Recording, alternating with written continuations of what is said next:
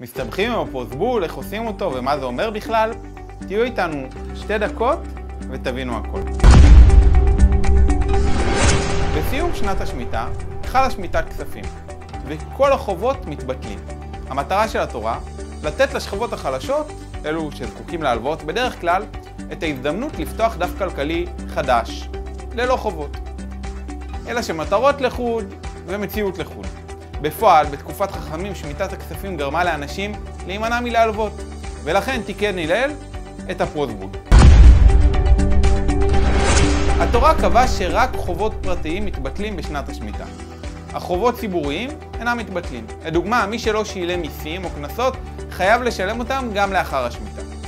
שטר הפרוזבול מצהיר שהחובות שלנו עוברים לרשות בית הדין, ולכן הם לא כלולים במצוות שמיטת כספים.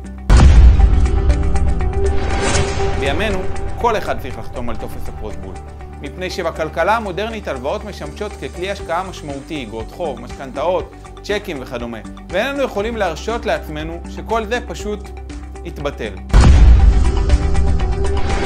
על הפרוזבול חייבים לחתום לפני ראש השנה, אך שטר הפרוזבול אינו מועיל לגבי חובות שהתרחשו אחריו, ולכן יש להשתדל לחתום עליו כמה שיותר קרוב לראש השנה. הכי טוב, לחתום בערב ראש השנה.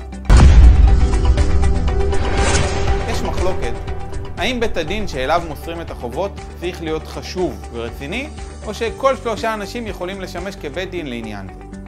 בעקבות המחלוקת, יש 2 סוגים של שטרות פרוזבול. הסוג הראשון, זהו שטר שעליו מחתימים 3 אנשים, והם משמשים כבית הדין. שטר זה מתאים לפסיקת האשכנזים. לפי הספרדים, צריך למסור את החובות לבית דין חשוב ומפורסם. כמובן שאין אפשרות שהדיינים החשובים יחתמו לכל אחד על הפרוזבול. ולכן מי שחותם על השטר הם 2 עדים, שמעידים שבעל השטר הכריז בפניהם שהוא מוסר את הפרוזבול לבית הדין החשוב. מסתבר שזה לא מסובך כמו שזה נראה. קודם כל, חפשו שטר פרוזבול באינטרנט או בבית הכנסת. תחפשו 2 או 3 חברים שיערכו איתכם את הפרוזבול. לכתחילה, טוב להקפיד שהחברים אינם קרובי משפחה. וכעת תמלאו את השטר. שם פרטי, משפחה, שם האב וכו'. בתחתית השטר צריכים לחתום החברים שאיתכם. הם יכולים לכתוב את שמם או לחתום את חתימתם. וזהו, סיימתם לכתוב את הפרוזבול. מסיבות שונות, חכמים התירו לעשות פרוזבול רק אם יש ללווה זכות בקרקע. למעשה, כל מי שיש לו מקום שהוא רשאי לאחסן בו חפצים, נחשב כמי שיש לו קרקע, וזה כמעט כולנו. ולכן המציאות של הלווה אין קרקע נדירה מאוד. למרות זאת, בחלק משטרות הפרוזבול, ליתר ביטחון, מקנים קרקע ללווה, כדי שתהיה לו בוודאות. ויש אף כאלו שמקנים קרקע לבית הדין, כדי לחזק על ידה את העברת השטרות לבית הדין. את הפרוזבול אין צורך להעביר לבית הדין.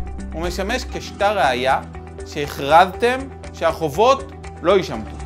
לכן, צריך לשמור את הפרוזבול לפחות עד ראש השנה.